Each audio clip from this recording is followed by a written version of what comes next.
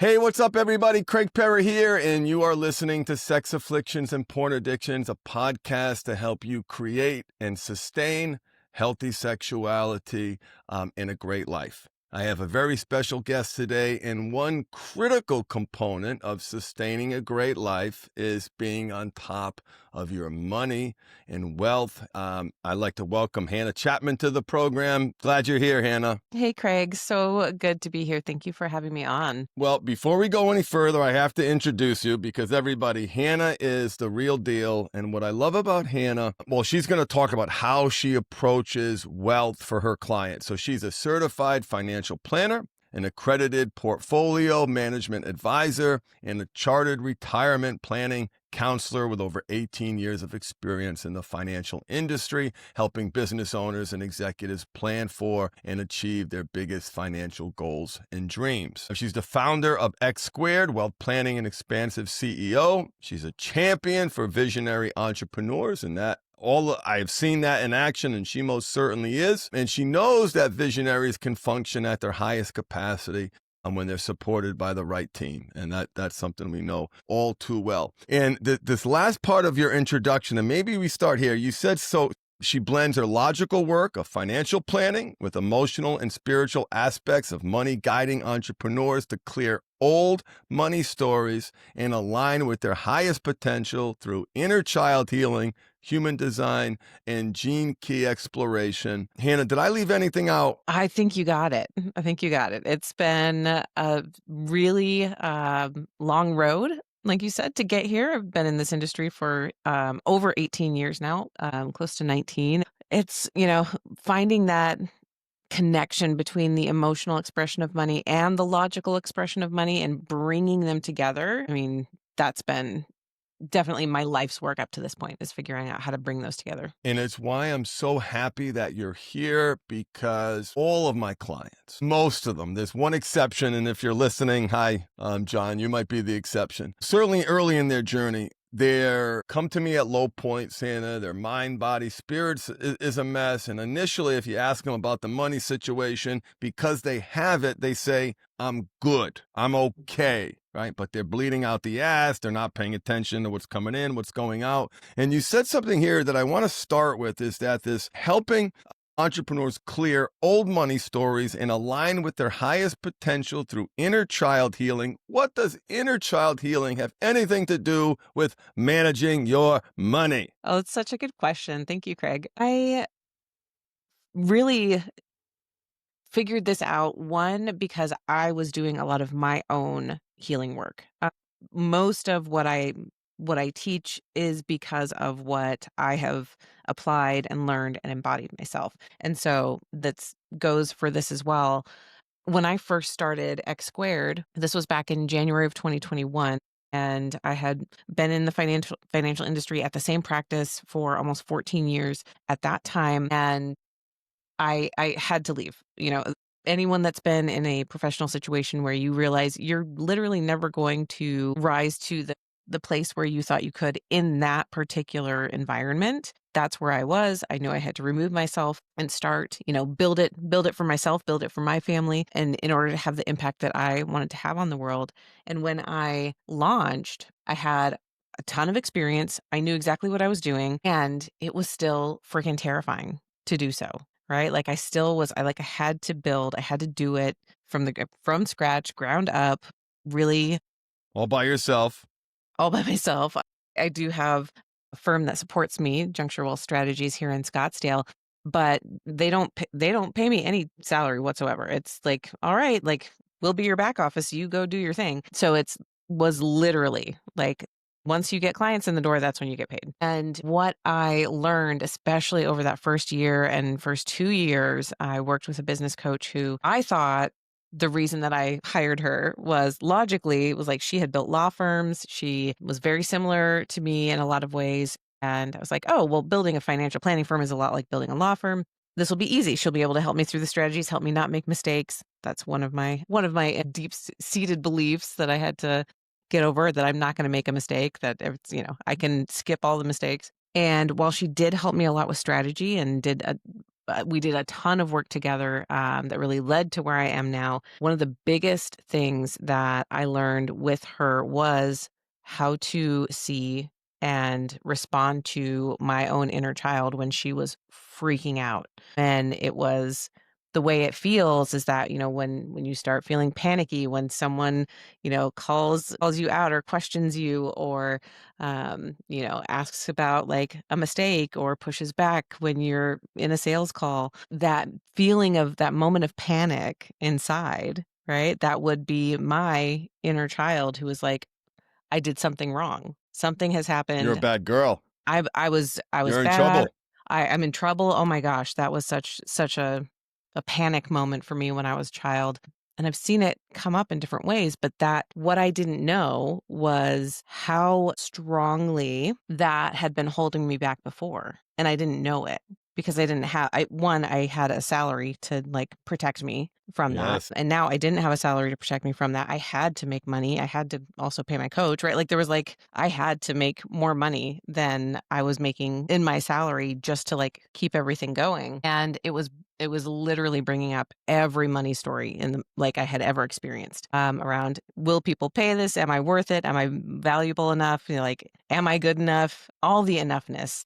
Do I love myself enough to be able to really put myself out there in all the ways that I was doing? I was taking the action, but I had to learn also how to take care of myself in the taking of the action, how to bring my nervous system back into calm, how to celebrate my wins, celebrate every win, right? And not just, go straight past it and be like, all right, what's the next thing? Because that wasn't, now it's done. I'm still not good enough. I'm still not good enough. Right. I'm still not good enough. And as I was doing that, as I was healing, it took me years. It took me years to really like train myself in how to hold space for me and heal those different parts of like whenever there's something coming up. Now I know whenever there's something coming up that's a trigger or that's if I feel like a wave of anxiety or a wave of panic or a wave of frustration, I can look at that, I can hold that, I can be curious about that within myself. But again, it took a lot of practice. And so once I was practiced at this and I was like working through it and figuring it out, I started to notice it in my clients. And I started to see where their inner child was taking the wheel. Right. I like to call it like driving the bus. Where is your inner 5-year-old driving the bus? And you know that they have no idea what they're doing, right? But That's exactly right. No clue.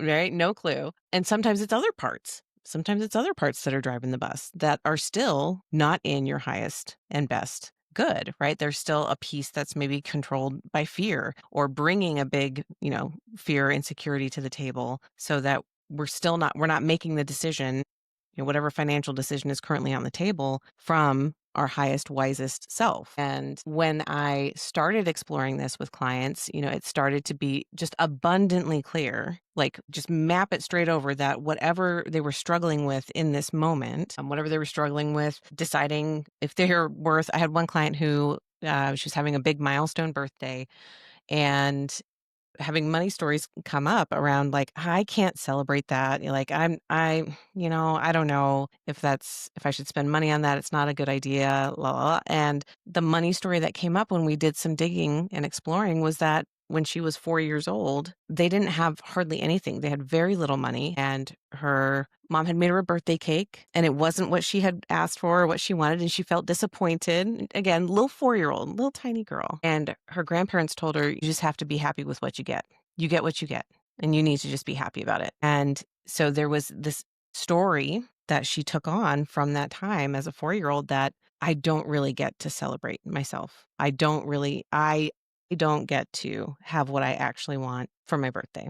And as silly and as trite as that sounds, as much as we see that and we don't blame the parents, we don't blame the grandparents, there's no blame placed anywhere. Yeah. But as a 4-year-old child, you don't understand that. You don't understand everything else that's surrounding, what was okay for you to ask for, what was okay for you to expect. You just take that lesson and then you keep applying it to your life over and over You and feel over again. bad. You feel bad that you felt disappointed. You feel guilty that you were disappointed.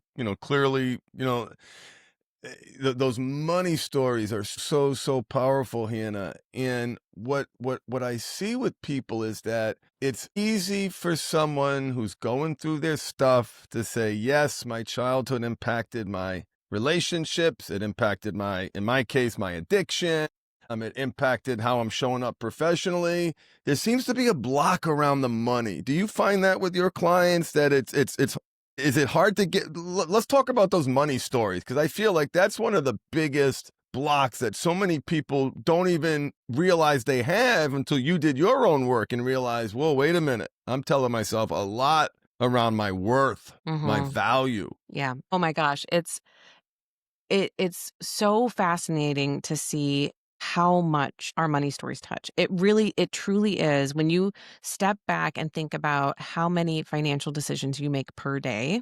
And I work with a lot of business owners, and I mean, again, there's just financial decisions all the time. I make financial decisions all the time, right? It's literally every day, multiple times a day, from different avenues, whether it's what I'm spending, what I'm investing in, bringing on a new client, sending out an invoice, everything, right? Helping clients make money decisions. And we tend to, it's so interesting what you said at the very beginning that like a lot of your clients say, oh, well, I'm okay. I have money or money is flowing, so that can't be the issue. And then when you dig even just like scrape the surface a little bit, you start to hear the money stories if you're trained to listen to them. I'll give you another example actually just to make it super clear. I did a session with a whole group, it was like 60 people in person. And we did a money story meditation all together. And one of the gentlemen in the audience afterwards like shared and was like, hey, I had something like significant come up. He had been struggling in his business with like growth that was so fast. Like his business had been growing like hundreds of thousands of dollars per month. Like it was a lot.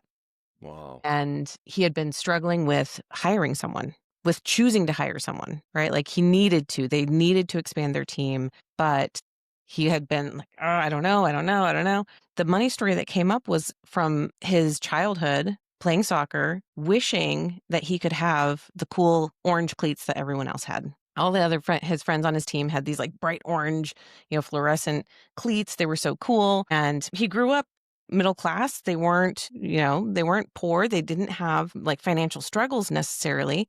But when he asked for cleats so that he could have the cool ones that his friends had, his parents said, you can make do with what you have. And so he would be running on cleats that were literally falling apart, that, like flapping around, but they weren't completely run through yet. So his parents would tell him, you can make do with what you have. And so that was the money story that was literally governing most of his decisions in his business until he saw it. And he said, my God, that's actually exactly what I'm doing right now is I can make do.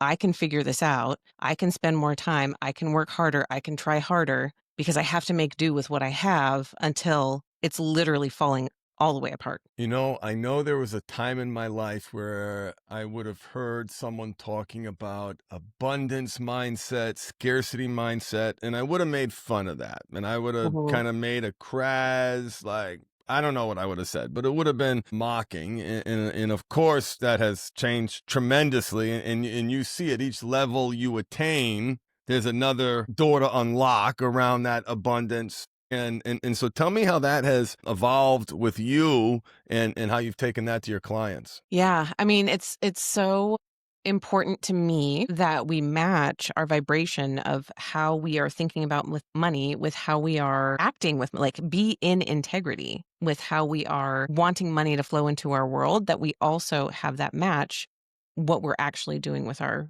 finances. And I find that when we are in integrity with how we want to be with money, how we want to express ourselves in the world, how we want to support others, how we want to pay our employees, when we are in integrity all the way across the board, abundance can flow so much more easily. And so I'll go back to, that example of, I have to make do with what I have. This person is a very growth-minded person. He is not someone who is like scarcity trying to pinch every penny. That's not what his MO is. But again, that money story was down there that he didn't Yeah. even remember. And it was, literally, if any of your clients are business owners, they know that when you are refusing to spend money something that's going to like an employee that's going to free up your time so you can that's what's going to allow you to actually get more clients, to get more business, right? You have to get those administrative tasks off your plate. You have to stop making do and doing all the things in your business. You got to hire that out. And when you're making enough money to do that, you need to let go. You need to hire that support that you really need so that you can then turn your attention as the business owner, as the executive, to those money generating activities, right? Back to your sales, back to your fulfillment, whatever it is that you do. And when we're looking at finances from that lens, because when, again, you said at the beginning, I'm a CFP, I'm a certified financial planner. A lot of times, a lot of people in my seat look at money as a finite, scarce resource. And Very so one when they're dimensional. one dimensional, yeah, that's definitely a good way to put it. That, like, okay, well, just tell me how much you're making every year, how much you're making and how much you're spending. And you just got to make sure you're not spending more than you make. And then we're going to make a plan to save whatever's extra, right? Like, that's basically what most people think of when they think of financial planning. And what tends to go with that mindset is that there's only this much, right? We only have this set amount of money to work with. So we've got to make it work in this way. And well, it looks like you're going to have to work longer than you thought, or you have to save more than you thought. And there's very little creativity around, Mm. okay, well, how can we structure your business differently so that you can make more money? How can we structure your time differently so that you can be doing the things that you actually want to be doing, the things that you're best at, where you are in your genius and that are, again, in those ROI earning activities that you're actually making more money, because then that is actually going to make the financial plan easier. That's going to at this planning thing from a place of abundance, from a place of creation, from a place of looking for opportunity, rather than, again, looking at money as a finite source and looking at it as a, like, you better have enough or, you're going to be screwed, and have this like entire energy around that process that, gosh, one of the little side note, one of the worst things I have ever heard someone else say when they were describing their job, they're also a financial planner. And when asked what they do, they said, I make sure old people aren't eating dog food in their old age. And I'm like, what does that mean? Is that their mission statement? Is that on the Yes. website? My That God. that was like their elevator pitch. I make sure you're not going to be eating dog food in your old age. Oh, that's a low bar. Right? I mean, I'm like, okay, so you are the last person I want to talk to about my money, because that's your whole mindset around it. Like, that's your elevator pitch. And sadly, that's not abnormal in the industry. And it is because those financial planners, those people in this world have that mindset of there's not enough. You have to save more. And like, we're just trying to make sure you're not eating dog food in your old age. Like, that's awful. Like, I don't ever want to think about that. I want to think about all the beautiful things that I get to do with my family and my children, and all the impact I get to make. And when, my portfolio is going to be in the tens and hundreds of millions of dollars when I'm in my 80s, like, what do I get to do with that? Who do I get to help with that?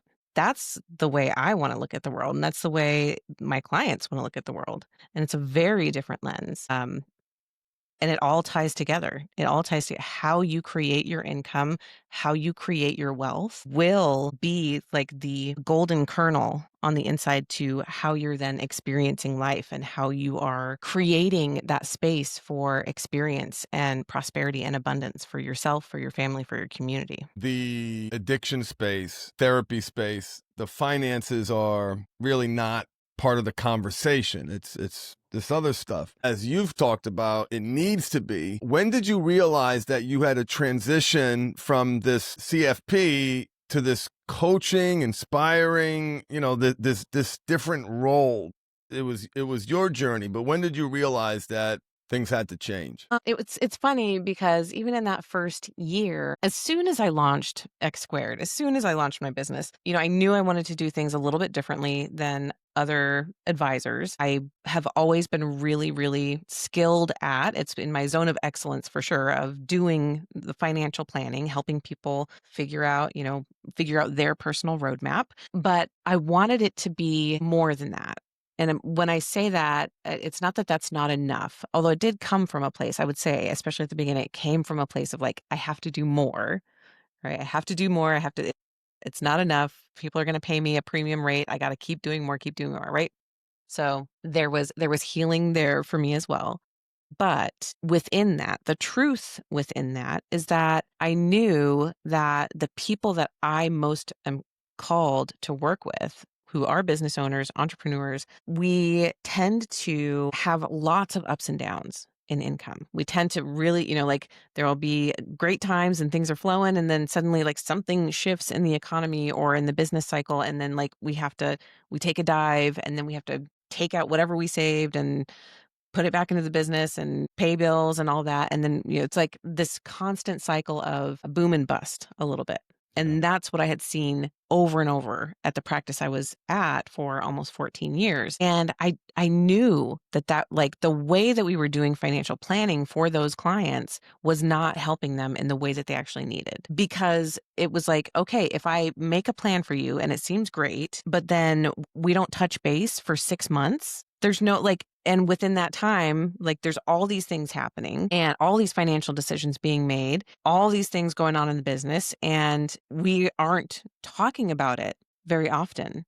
We're not coming to the table, regularly to help make sure that you're able to continue to make income to help you with those pivots. And And when you do that, that gets you into naturally gets you into the emotional money stories, right? Like when you're having those touch points. Because exactly. what else you going to talk like? It's why isn't that happening? Exactly, exactly, Yeah, and so that's I interesting. mean, we can do touch points, we can look at profit and loss statements, and so I do when I meet with my clients monthly, the ones that I do meet with monthly, there's a little bit and different times of the year, there's taxes to talk about and different strategy stuff, like, so that's baked into the process, but it's really more about what's actually happening in the business and inside of you. Like, what decisions are coming up? What do you have to really look at this month? Are the invoices slow to be paid?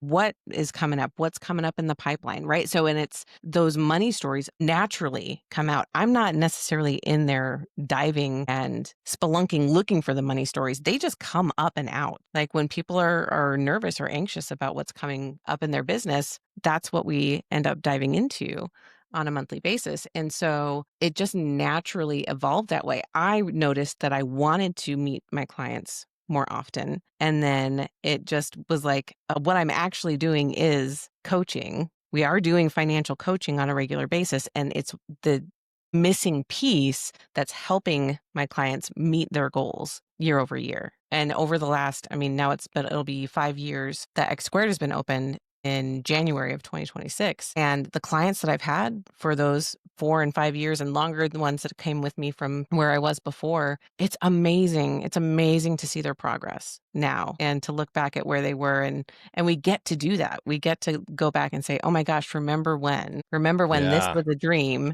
and now here we are and you're experiencing it. It's such a that's cool such a thing to good get to feeling. experience. Yeah. So people listening, maybe a growing awareness that they're telling themselves money stories.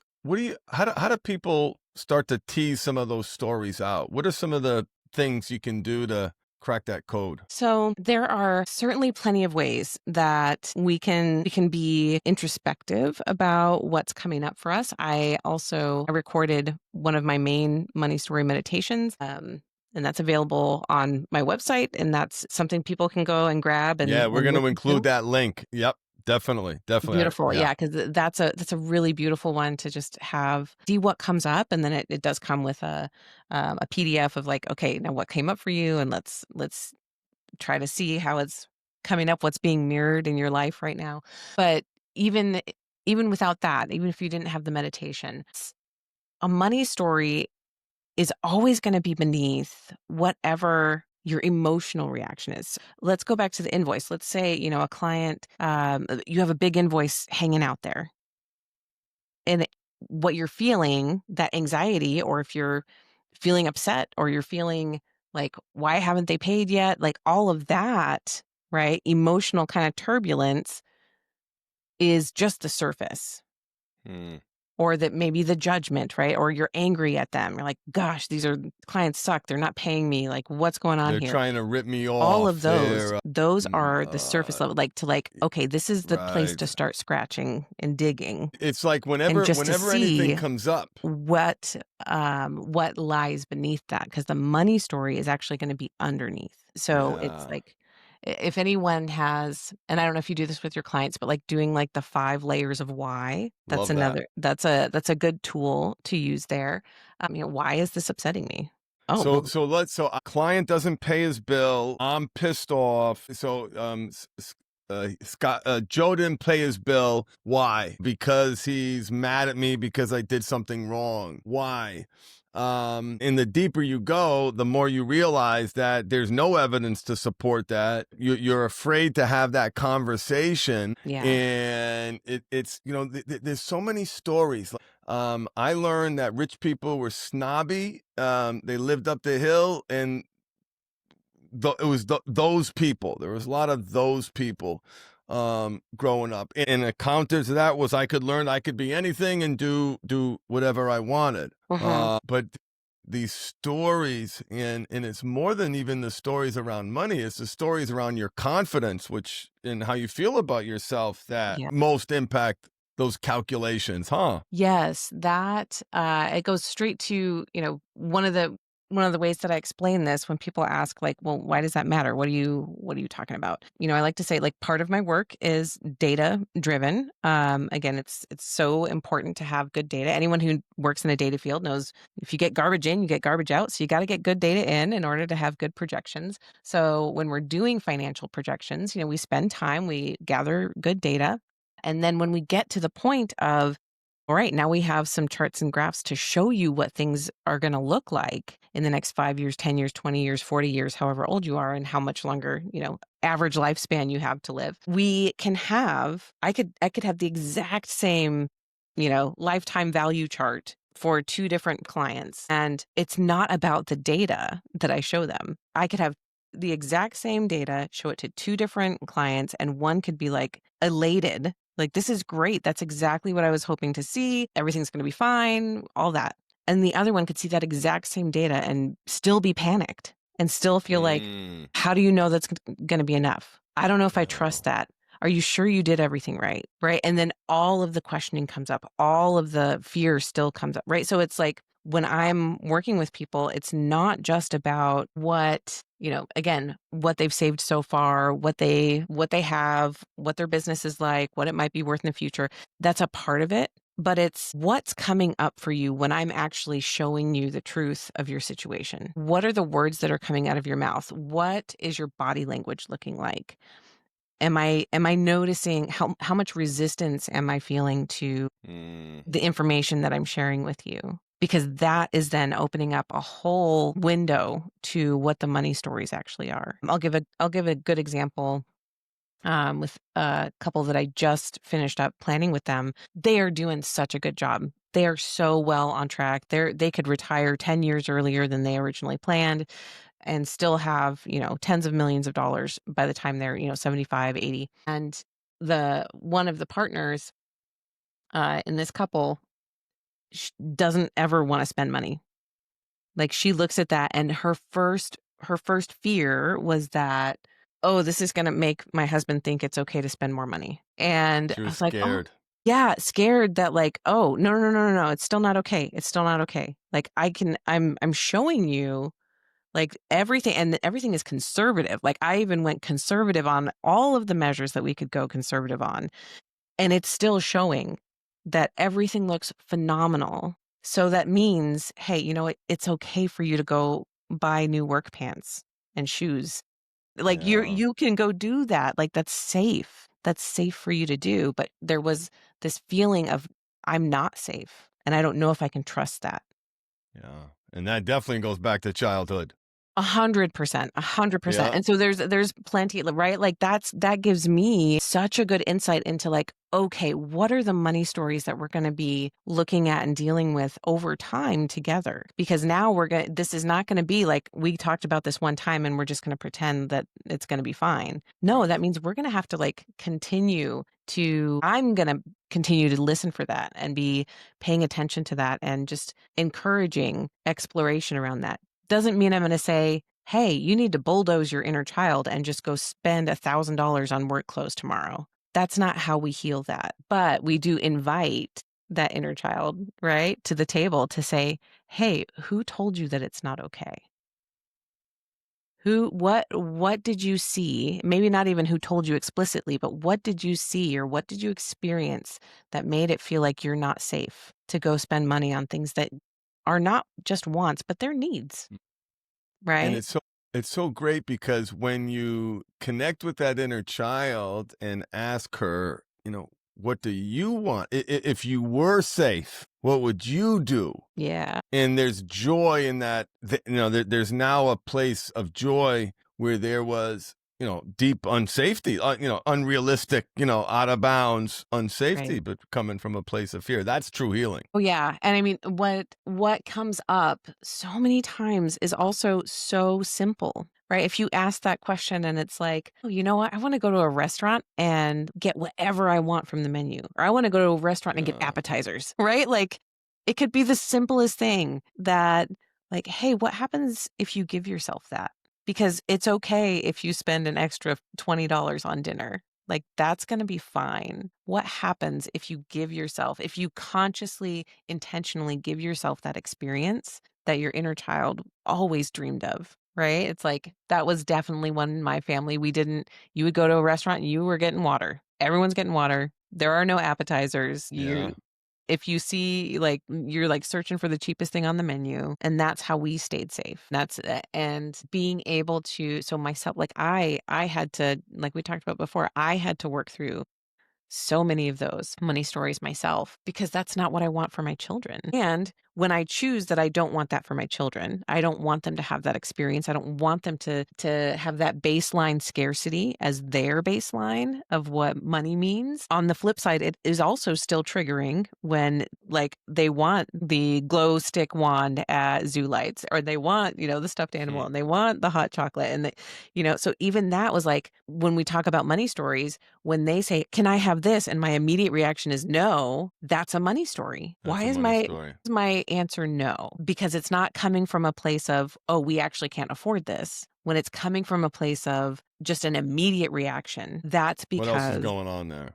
right, there's something going on under the surface, and it's like, I could never have. I never was allowed to ask for the stuffed animal, right? Like, that would've and that's the money story. So, and what Hannah said, listeners, is pay attention to your body. You can feel it in your body when something's coming up. If it wasn't in your body, there wouldn't be a story there. Because it's in your body, there's a money story there. You can almost guarantee it. Oh, yeah, that's such a good way to put it. Like, your body will speak to you if you allow it, right? When you and Craig, I know the work you do with clients, like, that's a big part of the work, right? It's like, let's actually feel what you're feeling. Like, what are the things that are coming up, and where are you feeling that? I ask that question a lot, like, where are you feeling that in your body is such an important thing, and it's not even necessarily it's not like it should be here or there or anywhere. It's literally just, "Hey, stop for a second. Where are you feeling that in your body?" For some people, they feel anxiety in their chest. For some people, they feel anxiety in their gut, right? For me, I'll feel stuff in my palms and in the soles of my feet at different times, Mm, and it's not no none of it is right or wrong. It's just it's a reminder for you to, like, "Ooh, come back in." yep. There's a Bring the clue. energy back in. Mhm. A call, I call it like radar saying, "Hey, come back in." Just like you Yeah. said, come back in. Now, here's a question I have for you is how do you help so I was working on the marketing copy for my mastermind. Okay. And there's a word on there. And listen, this is typically always the case, but the word was something like helping clients with health and wealth, right? Wealth, right? And so wealth hasn't been something that has been directly targeted, although my clients have done tremendously well because they're healing and they're successful. But there have also been clients who've said, this is gross, man. I don't need all this. I have, like, they get two people living in a X'd out, tens of thousand square foot house, empty, empty, empty, empty. And because so much scarcity mindset, do you find yourself having to help people figure out, like, what is enough? What do you really, really, really want? That's something that I've been thinking about. What do I really want? Tell me about that. Does that come up for you? Oh my gosh, yes, and that's the other side of the money story, right? Or just another facet of it is that, I only worthy of love if I achieve.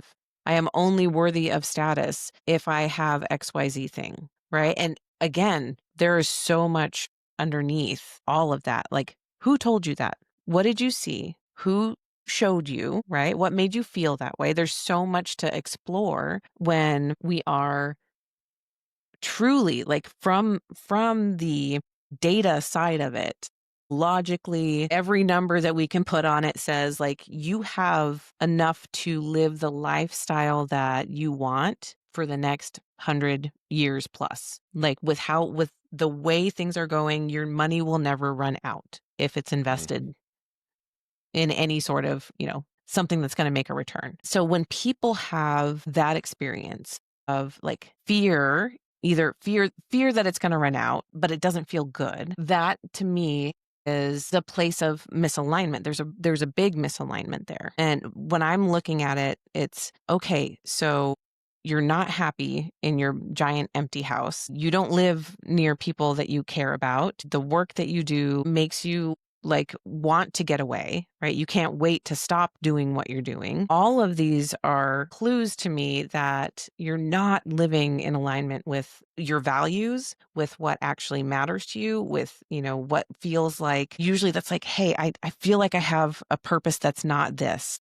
Like I'm missing the mark. Right. And so we're Yeah. looking for purpose. We're trying to, and from your clients, like they're filling that void with other Yes. stuff, right? With other addictions, with And gambling, the with porn, with contrast everything. between the yeah, but the contrast, like the emptiness, like I'll never forget a client who I had just a natural envy for at the top of the food chain in his what he did. But I remember like he was carrying the phone around his house, and he was, oh, I have to go walk to the kitchen. I thought he was doing a quarter-mile jog around, but to see the beauty in contrast with the emptiness and the loss that he was experiencing, it breaks my heart Yeah. thinking about it today. It Yeah. was one of the I'll never forget it. And again, it's because it doesn't align, right? Right. It's such a big misalignment. One with what's true and two with what's true for you, what you actually want to be experiencing. And so, I mean, part of what I do is helping people see, hey, you are fine, right? You have what you need. If this is the lifestyle that you want to live, and this is what you have in the bank, or this is what you have in your business, or this is what the income streams that you've created, like you can continue this lifestyle. You can experience life in the way that you want to experience it. You don't have to continuously strive for more just for the sake of having more, just for the sake of I'm worried it's going to run out. Yeah. Because what I have found time and time again is especially talking with people who are call it ultra high net worth um, individuals who have tens of millions, hundreds of millions, billions of dollars. And all of that was built from that place of I need more, I need more, I need more. I'm not gonna be safe, I'm not gonna be safe, like, just that mentality of, like, once I have $5,000,000, I'm gonna be okay, and then you get $5,000,000 and like, "Oh, shit, I'm not gonna be okay, I need $10,000,000," and then you get 10 and you're like, it's still not good enough. I need 50 and then my buddy has 100. So like I just got to keep I'm going to feel safe once I get to that next level and you never feel safe because the whole time you were building everything underneath you, it was with that energy of when I get there I will feel safe rather than taking the time to heal that space inside of you that does not feel safe no matter where they're at. And I love that you use the word safe. And for those listening who might be saying, wait, I'm safe. Look, if you feel anxious, if you feel stressed, if you feel dysregulated, unsafe. If That's, the market going down 2% had you panicking this week, this was in the markets as yeah, of the time that we're talking, no, you do not have that feeling of inner safety. If again, yeah, if the market going down is going to make you literally panic and throw up, we have a client that has, I mean, he and his brother each have like $35 million from their father who passed away. One brother, he's not worried at all. He's like, I'm great, everything's fine, right? I'm sure there's still many stories there that we could dig into, but not this particular one. The other brother has a child who's special needs and will likely need support for his whole life. But again, they have $35 million and they spend $200,000 a year. You're never going to outlive that money if it's invested. You're Right. never going to outlive $35 million that's growing at a rate of like 7 to 10% if you spend $200,000 a year. And yet, when the market tanked earlier this year, he was literally throwing up in fear. So, so afraid that it was not going to be okay and that his child would not be taken care of. And we can see, like, I can have so much compassion for that. Of course. Of Yeah. right? And at the same like, then my heart says, "Hey, let's talk about that. Why is that causing you so much anxiety when the market has these ups and downs that you're literally throwing up, that you're so afraid?"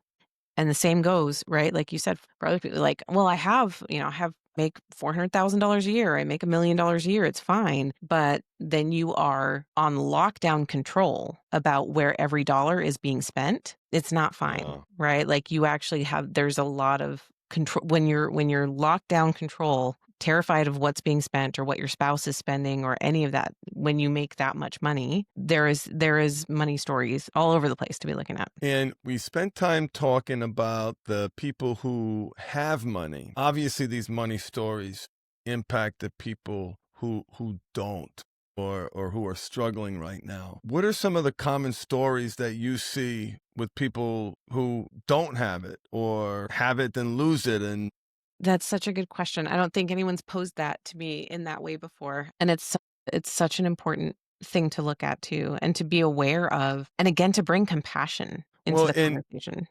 you know what you said is that it's, maybe this is an invitation for everybody in therapy and counseling doing this work. Please add a money story component to it, right? Because if you're struggling, you feel bad about yourself and you have this sense of inadequacy, and that impacts how your value in the marketplace. You and I both know, right? There was a Yeah, time when I could never ask this much money for what I do. How could I do that? It's obnoxious. It's a little offensive, quite frankly. Like all those stories that I had to tell myself, we had to do the work. 100%. Absolutely. And again, all of that money story work, the mindset work, like that was super important. I would say there are two kind of like two main that I've seen and when I've talked to people who are having a rough go, whether it's even my own clients who are going through like a rough patch of losing clients, not getting new clients, revenue is going down, it's Yes, hard to yes. pay themselves. Like that is a normal factor of life for most business owners and most people. And one of the things that can happen is like this when you lose the optimism, when you lose that spark of like it can get better, right? What can Hope. Right, hope is Yeah. so important. It really truly is. I remember when, gosh, this was 10, 11 years ago, maybe. My husband got laid off from his job. He worked for the University of Phoenix at the time, and they just were laying off pretty much everyone. And he was getting a software engineering degree and was like, okay, well, this will be fine because that's why, I'll take the severance package and then I'll get a new job in software development. Well, I would have to go back and remember, but I think it took like 7 or 8 months. It could have even been closer to a year for him to land his first job in software development. And like that was a big test of like staying positive, staying like, okay, here's the next interview, go in, right? And I remember breaking at one point of like so much hope of like, okay, like go get him, right? And come back and didn't work out. And just like the grief that you feel when, you're like worried about, is this going to be okay? Are we going to make it out of this? And that's like totally Mm. normal. It's total like, you have to feel those emotions, and then you have to also keep taking the action. You have to dust yourself up, the resilience factor, right? You gotta Yeah. get back up and keep trying because it's when people lose that spark of thinking that it can get better, thinking that they can, shift, make it out of their situation. That's when like the real like the depression, the victimhood, like when that Addiction. addiction, right? When that sets in that it's never going to get better, that's where the apathy, that is hard.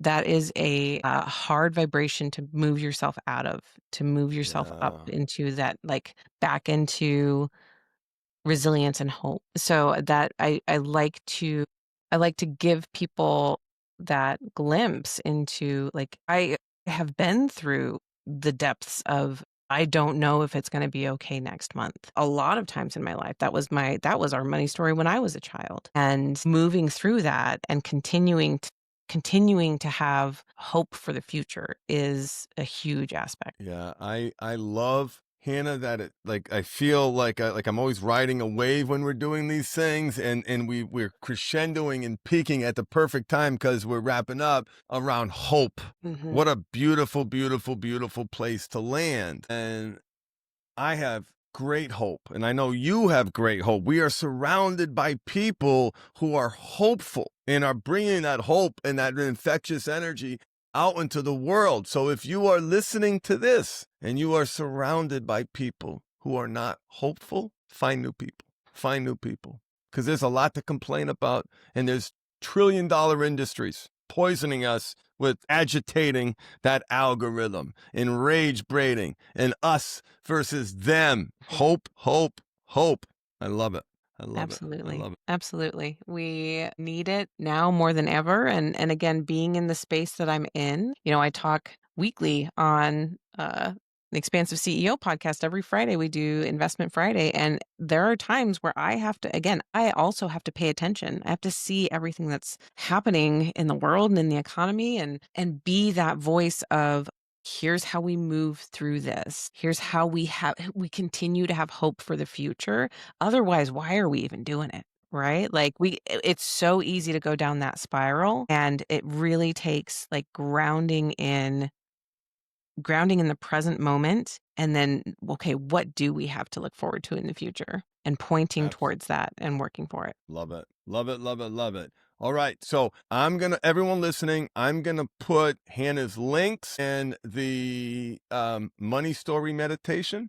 Um, and I'm going to send it out to everybody too, Hannah. But for those who are listening, where can people find you? There are quite a few places. You can go to hannahrchapman.com, and that is my website that'll take you kind of everywhere. It'll take you to Expansive CEO. It'll take you to X Squared. It'll take you to the podcast. But yeah, you can follow me on any of the social channels and on YouTube as well. And we talk about building businesses with heart and with alignment, and then talk about the economy and what to do with your money. So yeah, I'd love to jam with anyone on any of those topics. Yes, yes, yes. And for my clients listening, please reach out to Hannah. I've seen her do tremendous work and so honored to be part of the community that we're in together, Hannah. Thank you so much for being here. And thank you, everybody, for listening. I'll see you in the next one. Goodbye.